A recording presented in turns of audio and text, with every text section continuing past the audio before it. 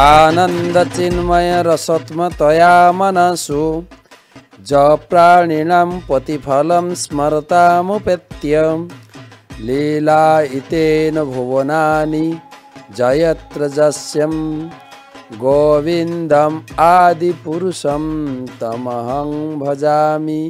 লীলাধারী ভগবান কৃষ্ণের বিবিধ লীলা, মা দুর্গার সঙ্গে ভগবানের যে বৈচিত্র্যময় লীলা, মা দুর্গা জগৎজীবের জগৎজননী, তিনি কিভাবে গোবিন্দের কৃপা বিতরণ করে জেলবাসীকে বা আমাদের এই জড়জগৎ রূপী জেল থেকে উদ্ধার করেন, তার আলোচনা পর্বের আজকে সেই মহাপ্রসাদ কাহিনীর যে রেস, কিভাবে পার্বতী এবং দুর্গা কৈলাসে লেগেছে ঝগড়া, মহাপ্রসাদের কাহিনী।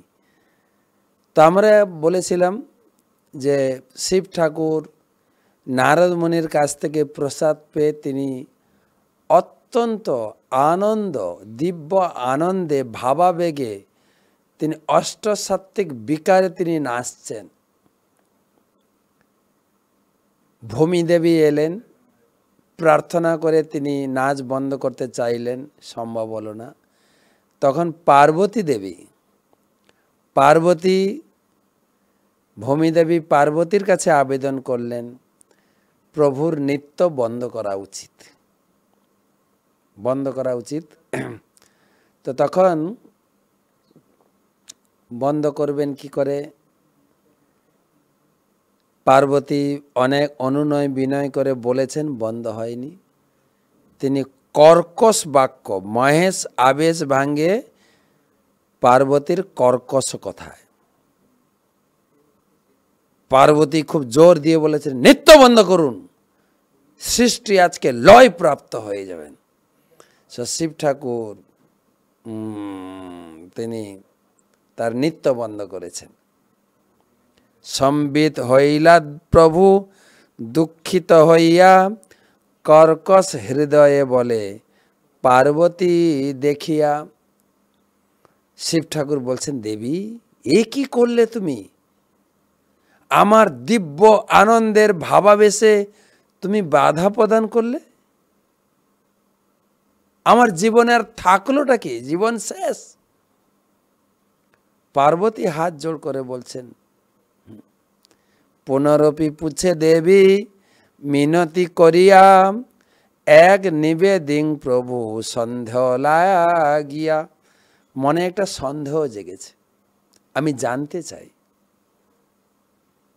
আমার মনের সন্দেহ আপনি নিরসন করুন। আমি জানতে চাই, কৃষ্ণ রসাবেশে তুমি নাচ প্রতিদিনে, আজি মহি রসাতল যাই কি কারণে?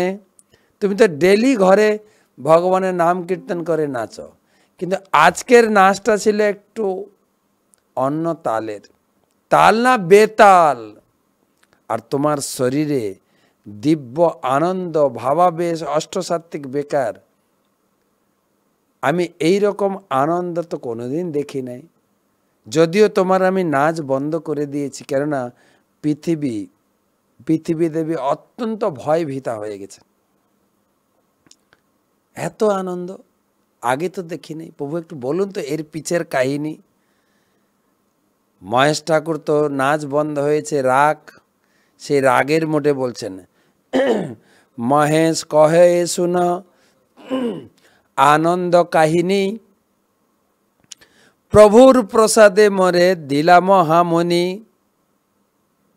শুনবে কিসের জন্য এত আনন্দ? শুনো তবে কি আনন্দ না, নারদ মুনি তিনি 12 বছর সেবা করে যে বেতন রূপী মহাপ্রসাদ পেয়েছে, সেই প্রসাদ আমি পেয়েছি গো, পেয়েছি আনন্দ সহকারে। কি বলবো, সেই প্রসাদের কি টেস্ট! একটু বিচার করবেন, কিন্তু কি বিচার জানেন? সেই প্রসাদ কে রান্না করেছেন বলেন তো? সাক্ষাৎ লক্ষ্মী রান্না করেছেন। আর কে পেয়েছেন? সাক্ষাৎ বিষ্ণু। তিনি গ্রহণ করেছেন। আর সেই প্রসাদ নারদ মুনি পেয়েছেন মহাপ্রসাদ, সেই মহাপ্রসাদ শিবের মুখে এসেছে। চিন্তা করে দেখেন। আর আমরা যে প্রসাদ পাই, যারা গৃহস্থরা, আপনারা যে প্রসাদ পান, রান্না করে আমাদের গৃহলক্ষ্মী স্ত্রী, যদি ভালো মুডে থাকেন ভালো রান্না, একটু যদি খেপিয়ে দেন বা মোবাইলে যদি একটু ঝগড়া করেছেন, রান্না ওই দিন গেল। হ্যাঁ, কখনো কখনো মায়েরা রান্না করতে করতে মোবাইল এসে যায়, মোবাইলে হ্যালো হ্যালো হ্যালো, হ্যাঁ, বাম হাতে মোবাইল হ্যালো হ্যালো আর ডান হাতে খুন্তি না হ্যালো হ্যালো। পরে মনে পড়ে, আরে লবণ দিলাম কি না, আরে দিয়েছি আর একটু দিলাম। বা কখনো লবণ হয় না, কখনো পুড়ে যায় সবজি। মুডের উপরে রান্না। আর এ রান্না করেছে তো লক্ষ্মী দেবী, স্বয়ং লক্ষ্মী দেবী রান্না। সেই রান্নার কি টেস্ট! আর স্বয়ং প্রভু গ্রহণ করেছেন ভোগ।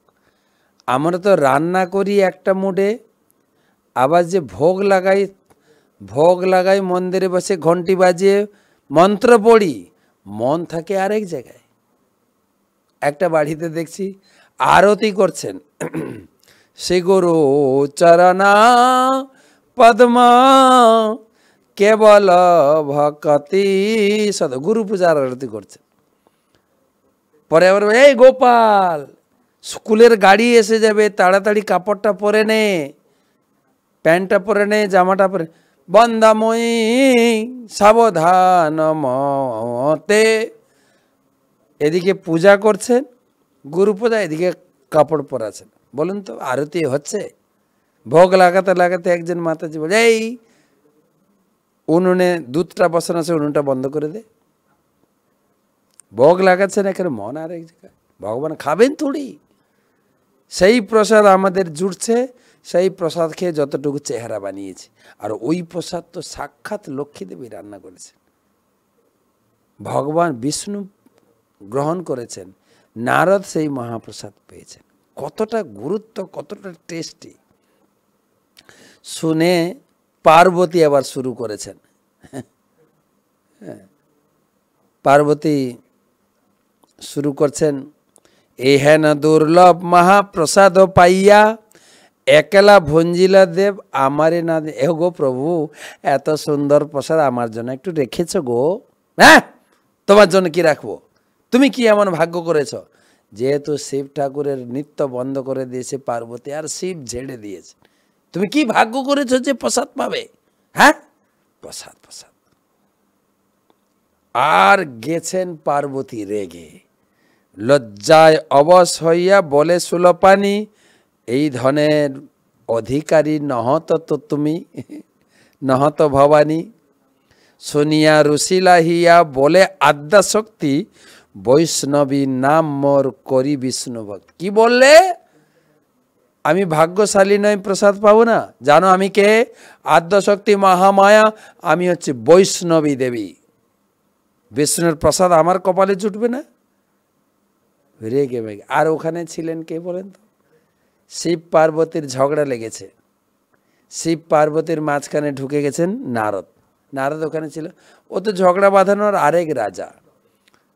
পার্বতীর কাছে এসে বলছে, হ্যাঁ হ্যাঁ হ্যাঁ হ্যাঁ,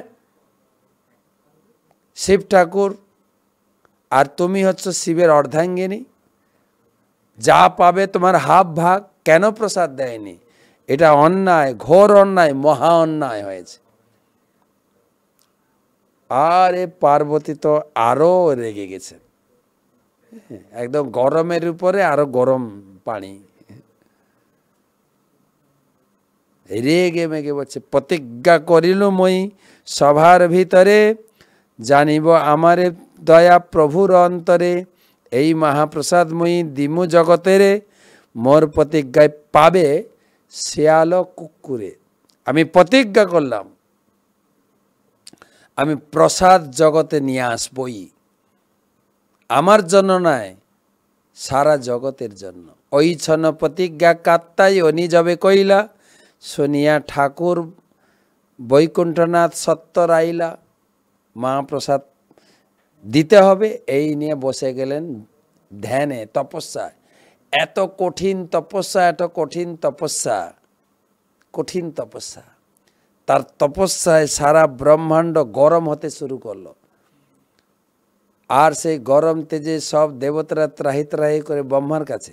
ব্রহ্মা গিয়ে ভগবান বৈকুণ্ঠনাথের কাছে পৌঁছালেন।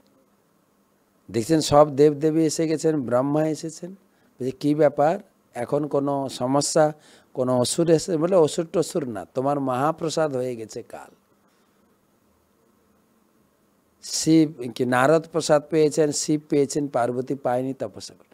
তখন ভগবান বৈকুণ্ঠনাথ হেসে বলেন ঠিক আছে আপনারা যান, আমি কৈলাসে ওই ছন্ন প্রতিজ্ঞা কাত্তায়নী যাবে কৈলাস শুনিয়া বৈকুণ্ঠনাথ সত্তরে আইলা। এলেন, এসে পার্বতীর সামনে, পার্বতী তাকে প্রণাম করলেন। ওই ছন্ন প্রতিজ্ঞা মোর এহেন উচ্ছিষ্ট মোর অবিরোধে দিবে সভা করে। তখন নারায়ণ বললেন দেবী তুমি তপস্যা করছো, বলছে কি চাই বলে দেবো? আমার প্রসাদ চাই।